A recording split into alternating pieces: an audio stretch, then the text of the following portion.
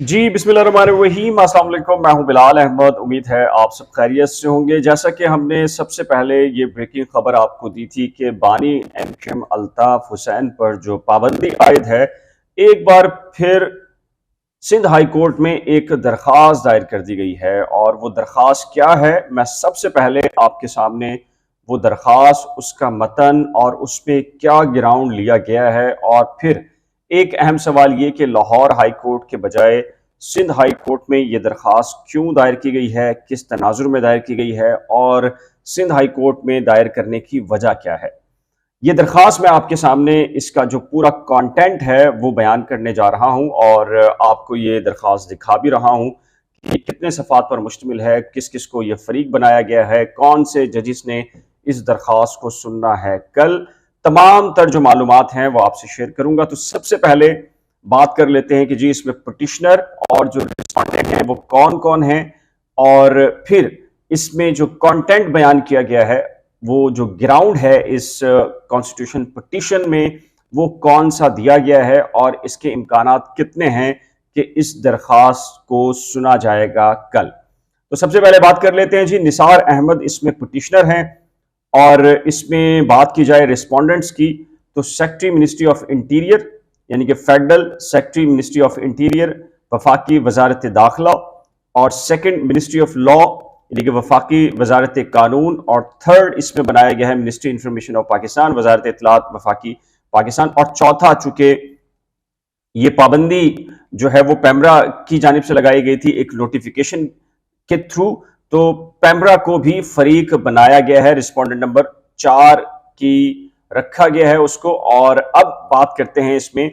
कि जी पिटिशनर ने अपने बारे में क्या कहा है। पहले तो पिटिशनर ने ये बताया है कि जी वो 2013 में PS 127 से मुंतखब हुए, फिर उसके बाद NA 246 से 2002 और 2007 में वो जो MNA मुंतखब हुए। इसके साथ ही उनका ये कहना है कि कराची और जो शहरी सिंध है और पूरे पाकिस्तान है, उनमें लाखों लोगों की जो हमदर्दियां और जो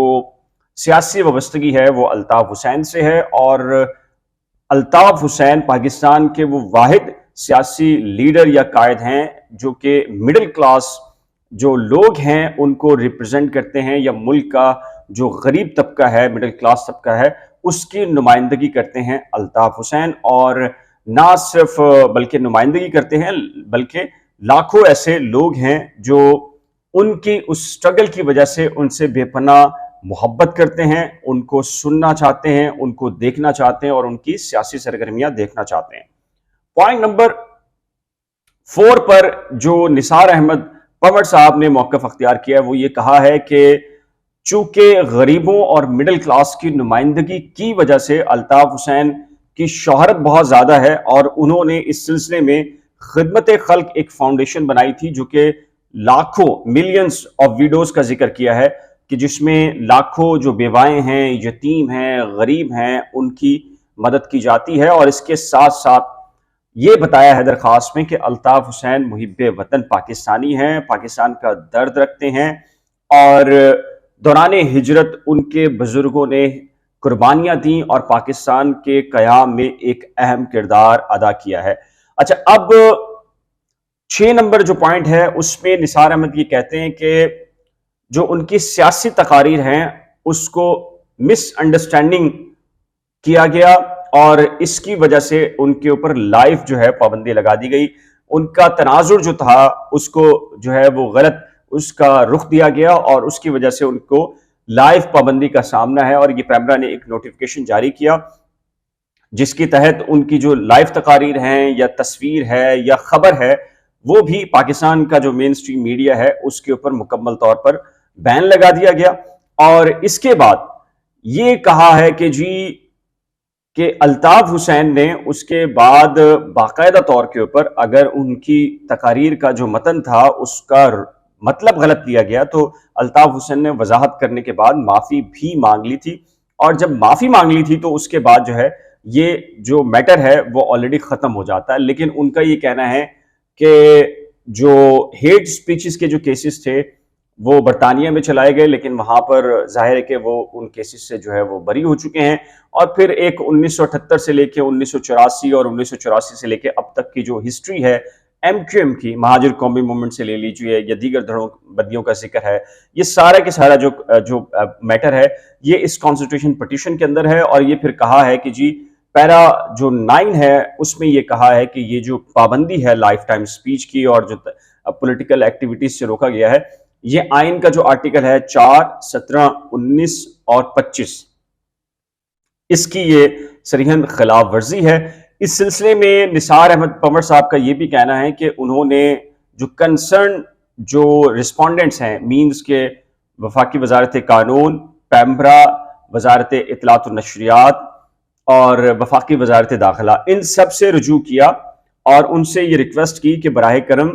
चूंकि अब माफ़ी का मामला भी आ चुका है, वजाहत भी हो चुकी है और अब एक माजी गुजर चुका है, तो लिहाजा जो पाबंदी है उसको ख़त्म किया जाए। लेकिन निसार अहमद पंवर साहब के मुताबिक ये पाबंदी नहीं हटाई गई और उनको किसी भी किस्म का जो मस्बत जो रिस्पॉन्ड है वो नहीं मिला, रिस्पॉन्स नहीं मिला। तो इस वजह से ये कहते हैं कि जी अब चूंकि मामला ये है कि आपको पता है कि जो पूरे मुल्क के अंदर सैलाबी सूरत हाल है और सैलाबी सूरत हाल की वजह से लाखों लोग जो है वो बेघर हैं। अब जाहिर है कि ऐसे में एक अपॉर्चुनिटी है खिदमत खल्क फाउंडेशन को दोबारा से बनाने के बाद उसको दोबारा से उसकी सरगर्मियां शुरू की जाएं और उसके नतीजे में लोगों की इमदाद की जा सकती है। लिहाजा उन्होंने जो प्रे है उसमें ये कहा है कि जी एक तो पहले तो सबसे पहले सियासी हवाले से अल्ताफ हुसैन को इजाजत दी जाए कि वो सियासी सरगर्मियां कर सके। फिर उसके बाद वेलफेयर एक्टिविटीज हैं वो उसको उन्हें करने की परमिशन दी जाए, ना सिर्फ पाकिस्तान बल्कि स्पेसिफिक जो उन्होंने कहा है कि सिंध के अंदर उनको ये तमाम तर जो सियासी और फिर फलाही जो सरगर्मियां हैं इनकी इजाजत दी जाए। फिर उसमें जो प्रे है इसमें ये इन्होंने कहा है कि जी जो रिस्पोंडेंट्स हैं उनको डायरेक्शन दी जाए कि ये जो लाइफ बैन इंपोज किया है अल्ताफ हुसैन पर, इसको इलीगल करार देते हुए इसको जो है वो फौरी तौर पर हटाया जाए। और साथ में एक और रिक्वेस्ट की है कि अगर अदालत कोई और मुनासिब फैसला भी समझती है तो वो अदालत जारी करे। अब निसार पंवर साहब ने एक ग्राउंड लिया है इसमें कि जाहिर है कि ये पाबंदी लाहौर हाई कोर्ट ने लगाई है, बहुत सारे लोग कह रहे हैं फिर सिंध हाई कोर्ट में आ गए हैं, इससे पहले भी सिंध हाई कोर्ट में आए थे तो कोई रिलीफ नहीं मिला था और जो पिटिशनर थे वो फिर गायब हो गए थे या मुख्तलिफ जो वजूहत थी उसकी वजह से नहीं आ सके थे। तो अब इसमें क्या होगा? तो निसार पंवर साहब ये कहते हैं कि चूंकि बेसिकली अल्ताफ हुसैन का ताल्लुक कराची से है और कराची जाहिर है कि वो इस वक्त बरतानिया में है लेकिन उनका बेसिकली ताल्लुक कराची से है और उनका मुस्तकिल पता जाहिर है कि जो भी इलाके हैं अजीजाबाद और दीगर, तो उसकी वजह से उनको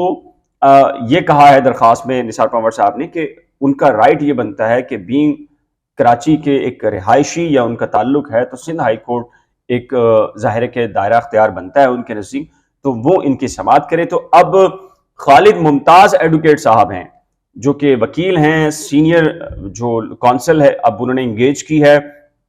कराची बार एसोसिएशन के साबिक सदर भी रहे हैं। तो ये सारे के सारे जो डॉक्यूमेंट्स हैं, अब देखना यह है कि कल इसकी समाअत होती है तो अदालत क्या काबिल समाअत होने पर आर्ग्यूमेंट तलब करती है,